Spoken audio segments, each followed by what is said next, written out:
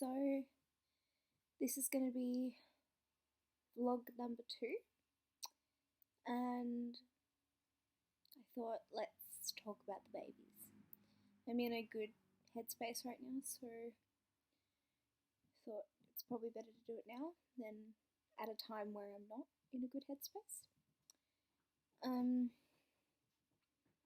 Okay, I don't know where to begin. I guess I might just tell I feel like a really long piece of hair. I thought I'd just, tell my birth story, maybe. So, the week before I gave birth, I was having some contractions, but everyone kept telling me they were Braxton Hicks and not to worry. But I knew something was up, and I have quite a high pain tolerance. But,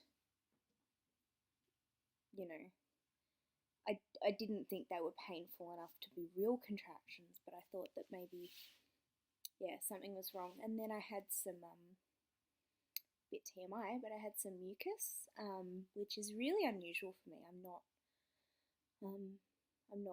don't get mucus or anything, so I was a little bit worried. I called the midwife at the labour ward. She's like, yep, come in, because it's my first pregnancy and, first pregnancy that's made it past the early stages. So she told me to come in. I packed my bags, I went in. My mum met me at the hospital. And then they did an ultrasound and they put me on the monitor thing. They weren't registering any contractions, even though I could still feel them. But it is harder with twins, especially when you're earlier in your pregnancy, having twins and also, overweight. So those 3 things, they couldn't really see anything.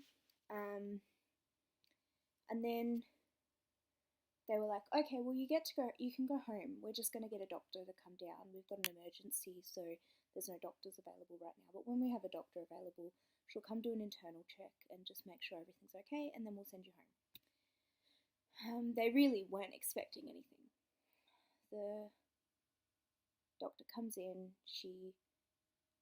we're all laughing, joking around, and my midwife that I had at the time, she was actually pregnant herself.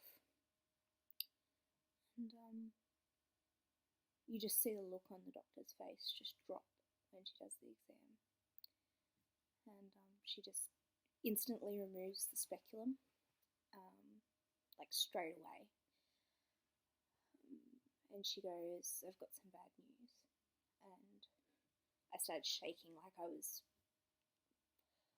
was awful. And Jessie was at work, so I just had my mum with me, and I'm so thankful that my mum happened to be there. She was living a few hours away at the time, and she happened to be there on that day.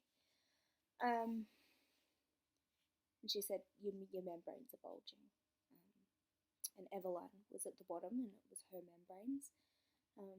She said, it looks like you're dilated. So she said, it doesn't look good. You're not at viability, and it doesn't, there are some cases where women will lie here for weeks and weeks, and da-da-da-da-da. Anyway, I got admitted into hospital, put in the Trendelenburg position, which is when you're upside down, and I was told that I'd be transferred to a hospital that has a proper NICU at 24 weeks, but until then I just had to sit it out. And so I was there for a week, and over that week I had doctors tell me this and that, and all sorts of things. One day it would all be, we're thinking about doing a cyclage. The next day they were like, we can't do a cyclage because it's twins and it's shown not to work with twins. And also my infection markers were high. They weren't going up or anything, so they weren't sure if it actually was an infection, but they were high. And then I had an ultrasound on my cervix, and it looked like it was closed and long, no funneling, nothing. And so they hadn't done any other exams since then. But the a different doctor came in and she goes, "This looks really good. You might get to go home. Like, it could have been a cyst or something." Because the first doctor only looked really quickly because there's such a risk of infection, but also bursting the membranes with a speculum in there. So the second doctor was like, "Look, we'll just have another quick look." And she did. And she's like, "No, that definitely looks like your membranes. I can't explain this." And I still have no answers for why my cervix looked long and closed in that ultrasound. So I just stayed there. And after a few days, they moved me from the labour ward to the, like, where they go after they have their babies. Because I'd been there they weren't expecting me to, but I'd been there for so long. They put me in a room for a longer stay. And I was taking up a room that had, like, the queen size bed, that birthing suite. Like, it was like a really nice birthing suite. So they moved me into a not so nice room because they're expecting to have me for longer. And I'd been there for a couple of days, and then I had some leaking, but they didn't know whether it was amniotic fluid. Like, they didn't know if my waters were breaking. And they didn't want to examine me. And my infection markers were okay, but then when the leaking became more intense, my infection markers shot up and I got a fever. But it all happened so quickly that I went into labour that night, and yeah, it was like really, really fast, so they didn't have time to put me on antibiotics or anything. So they moved me back into the labour ward, and I laboured for a long time, and I just didn't want it to happen. You know, I didn't want anything to progress the labour.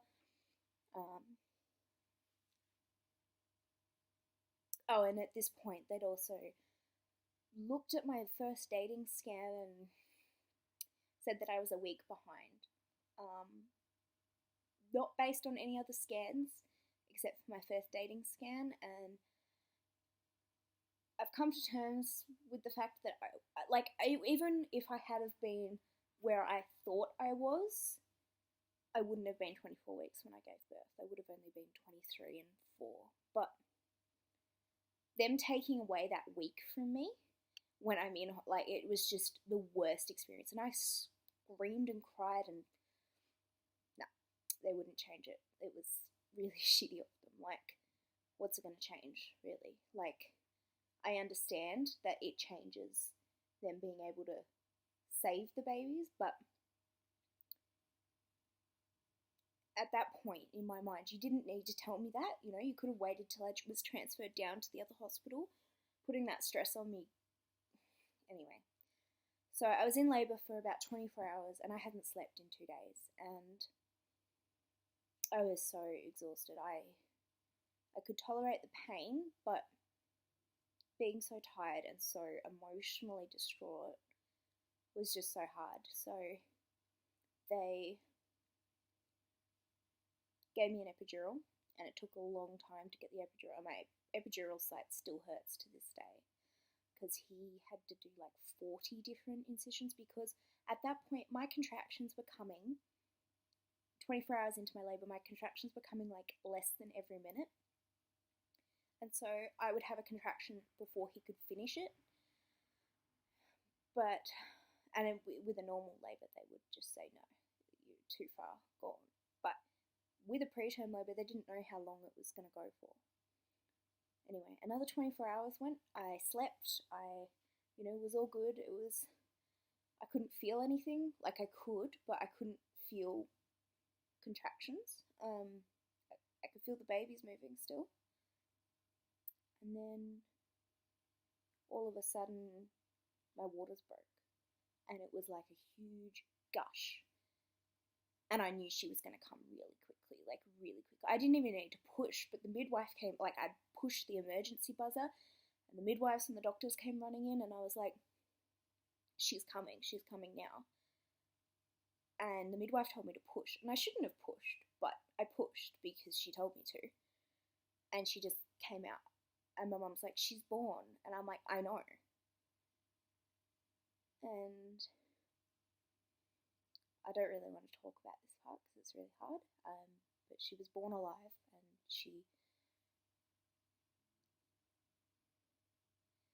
and she struggled to breathe a few times. Well, not breathe, more of a gasp, and she moved her little arm a few times. And she lived for about an hour. Her heart was beating for.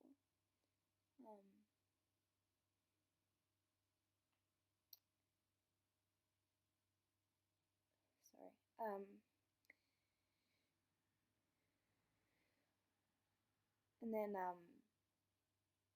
as Evaline was being delivered, August's sac came down and was poking out, basically.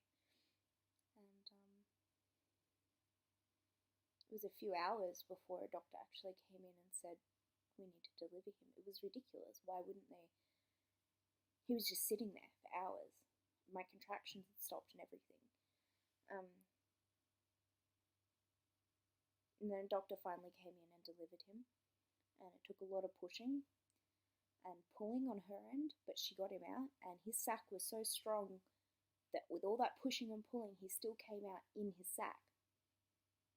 And she held him up like in the sac, like, wow. She'd never delivered an encore baby before, and so she was in awe. It was amazing to her. So she cut the sac, and instantly they could see that he was very bruised and his skull was fractured. And obviously he died probably hours before. But he was pretty beaten up. And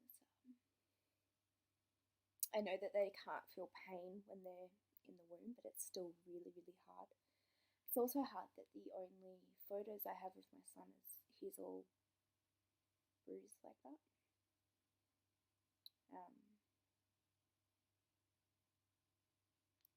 But yeah, they were both born. We spent 2 beautiful days with them in the hospital. We were taken back to the room with the queen size bed, and they had the little the cooling cot thing to keep their bodies from decomposing. And it was beautiful. Spending those days with them, that was really lovely. And then we decided to leave at the same time as them, but they would go to the funeral home and we would go home. That was our choice. We just never wanted to know our babies in that sort of setting, funeral setting, especially not so soon after their birth. We'd rather just have known them in the hospital. So we didn't see the babies again after that. We had the option to see them before they were cremated, but yeah, as I said, we couldn't deal with that. So we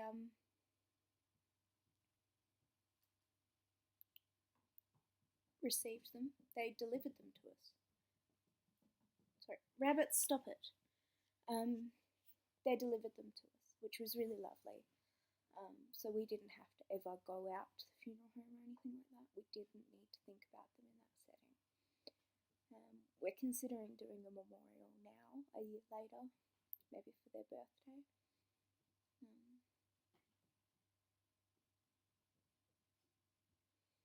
Yeah, so that's basically the story, and I'm sorry this was really long-winded and probably no one's going to watch this.